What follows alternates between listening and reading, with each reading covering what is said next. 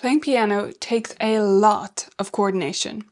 We've got both hands going a lot of the time. We're also reading music and thinking about all sorts of details on the score. And sometimes we even have our foot to think about operating the pedal. It's a lot. So what can we do with our students who really struggle to coordinate all these different things? Hey, I'm Nicola from Colourful Keys and Vibrant Music Teaching, and in this video I'm going to give you 4 different tips for helping those students who struggle with coordination. So method number 1 is to focus on proprioception.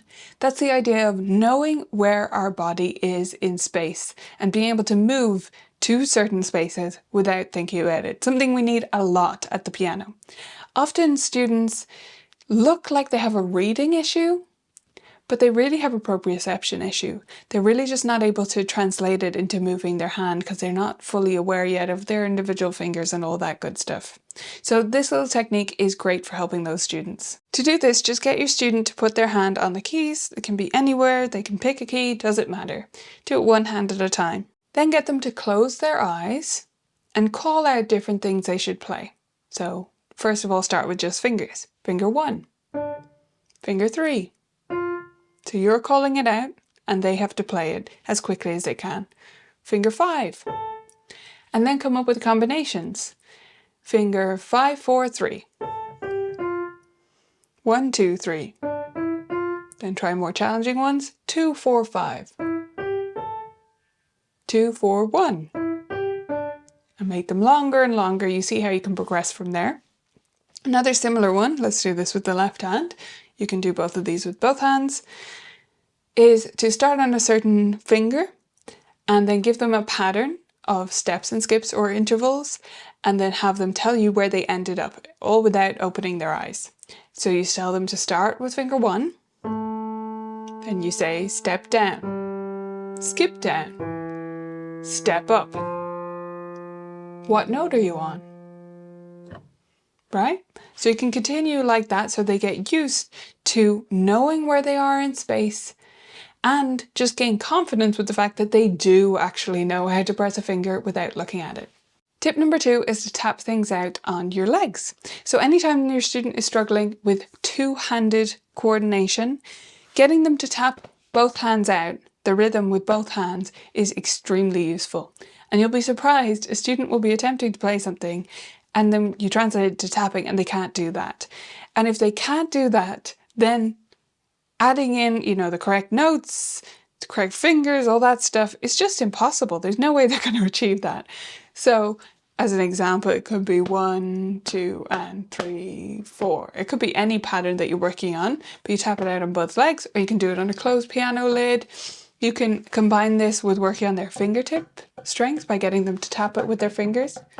This is a fun little game, nothing to do with coordination, but I always show my students when we're doing finger tapping how loud a sound I can make versus them if they're not, if they're playing with kind of the flats of their fingers, it won't make a very loud sound. And of course, they won't have a ring to tap as well. That's just an extra bonus you can get out of this if you do the tapping with the fingertips, but either way they're going to get comfortable with the coordination of the two hands without having to also come up with the correct notes. Method number 3 is often something I do directly after number 2, so they've just tapped it out on their legs, but it can be done separately to that, just as a separate exercise, and that is to peck it out with 2 fingers. So when we're pecking something out, I tell my students to choose a note with each hand and play their whole piece as if it was just those 2 notes, or the whole section or bar, whatever we're working on. So it might sound like this. That's just an example. It could be any rhythm that they're working on.